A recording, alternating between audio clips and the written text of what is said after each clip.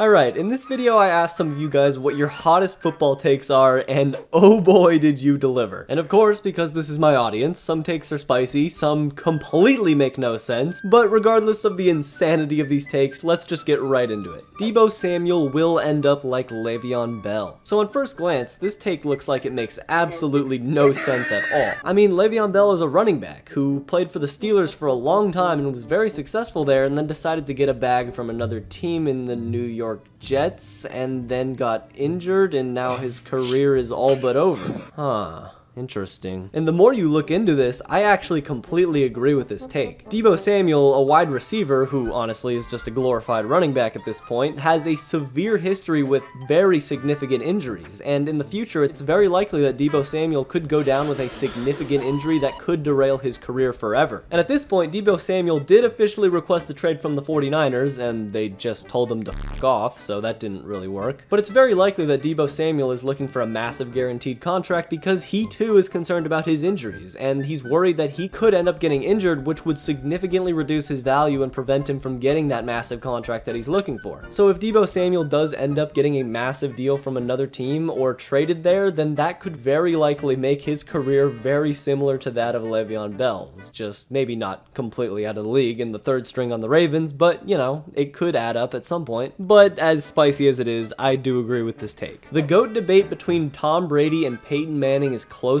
than people think. Now this one is really interesting to me for sure, so I decided to take a deep dive and look way closer at this case between Tom Brady and Peyton Manning. One eternity later. Alright, after taking some time to do more research, I have come to a full opinion that Tom Brady is still better than Peyton Manning. So looking at their matchups, Tom Brady won 11 out of the 6 games, and you could say that that was chalked up due to his Patriots teams being better than Peyton Manning's Colts teams and Broncos teams on average, but I would argue that can be debated on, and there's also a lot more to this comparison than just the head-to-head games. Now, Tom Brady does have the better counting stats, more due to his longevity, and Peyton Manning has the better stats relative to a given season, in the regular season. You see, Peyton Manning is, in my opinion, the best regular season quarterback to ever play football, but unfortunately for him, the player he's being compared to is the best performer in NFL playoff history. Now, I don't like to use rings as a way to compare two players, but Tom Brady has won 7 championships, more than any NFL team ever, and Peyton Manning has 2. One of them where his dying corpse of flesh got carried by Von Miller to a ring. And overall, I do think Tom Brady is just a better leader, and has more of the intangibles than Peyton Manning does, but maybe not the pure talent. So it's still subjective, but in my opinion, I think Tom Brady is the better quarterback. But to agree with this take, I do think the comparison between Tom Brady and Peyton Manning is a lot closer than people think. The Bengals' revamped O-line makes the difference in the world, and Joe Burrow has an MVP candidate year. Now this take right here, I think should be the standard for Joe Burrow and the Bengals as a whole for this year. Everything about this Bengals team says that they got better in the offseason. A revamped O-line with guys like Ted Karras and La'el Collins should be able to protect Joe Burrow better than he was last year, at the very least.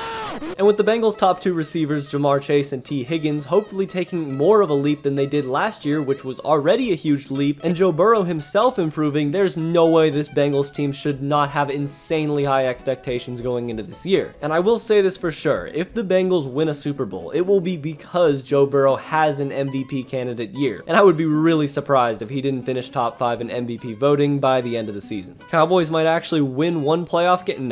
No chance. Justin Herbert wins MVP and the Broncos miss the playoffs. Wow. Now, Justin Herbert winning MVP as a prediction isn't groundbreaking in the slightest. With all the weapons he has around him and one of the best O-lines in football, Justin Herbert being as talented as he is in that offense under Brandon Staley, he has a good case to win MVP, and very similar to the situation of Joe Burrow. But this one, really? Do you know who their quarterback is? I'm sorry, the Broncos' disrespect needs to stop. I don't think people really realize how great Russell Wilson truly is at football. People forget that at the end of last year, he played injured and did not look like his normal self, and I feel like that maybe gave people a worse impression of who Russell Wilson was as a player. Because Russell Wilson is one of the best quarterbacks of all time, and he is still in his prime when healthy. And even in a stacked AFC, and AFC West at that, Russell Wilson's talent alone is still enough to get almost almost any NFL team into the playoffs by himself. Kirk Cousins is a great QB. Now, I think that Kirk Cousins is a good quarterback, but this year, this upcoming NFL season, in the 2022-2023 season, we are going to get a final verdict on Kirk Cousins' career as a whole. Because with this supposed new offensive system coming under new leadership with the Vikings, we are finally going to see Kirk Cousins' true talent in the NFL. How great can a Kirk Cousins-led offense be? So the verdict is still out on this, and this season, Kirk Cousins will either crash and burn horribly under the pressure, or he will have an insanely great season and be an elite quarterback. But I think the first one is way more likely for sure. Drew Lock won't do as bad as people think.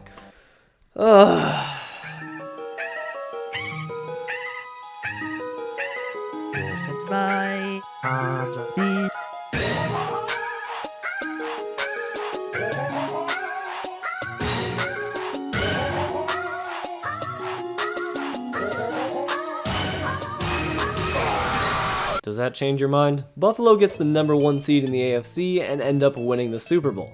Seems like an unbiased source, but I mean, the Bills on paper I think are very easily the best team in the entire NFL. And I believe that Josh Allen is going to win the MVP this year and take that next leap. And this time with a healthy Tre'Davious White going into the playoffs, hopefully the Bills can make a successful run at the Super Bowl. And maybe some bull won't get in their way this time. Sorry Bills fans, I kind of still feel bad for this loss. Trubisky does enough and Steelers take the North. That's the worst one yet. Now this man brought some ammo. Nick Chubb is the best running back in the league. Now, I don't think he's the best running back in the league, but I do think that things like fantasy football can get in the way of actual talent, and I think Nick Chubb is up there for sure, but I would still give it to a guy like Derrick Henry or Dalvin Cook. Matthew Stafford gets into the Hall of Fame. I don't think he has enough on his resume so far to get into the Hall of Fame. I think he has a pretty close comparison to another quarterback that's just on the outside looking in Eli Manning, for the bad reasons and the good ones. An inconsistent quarterback for most of his career who couldn't actually get it done, but when given great defenses was able to prove that they could perform on the highest stages, but just wasn't consistent enough throughout their career to get into the Hall of Fame. So truly, I don't think Stafford will get into the Hall of Fame. Daniel Jones is a franchise quarterback. Now, here's the thing. Obviously, from what we've seen from Daniel Jones thus far in his NFL career, he's clearly not a franchise quarterback at all. However,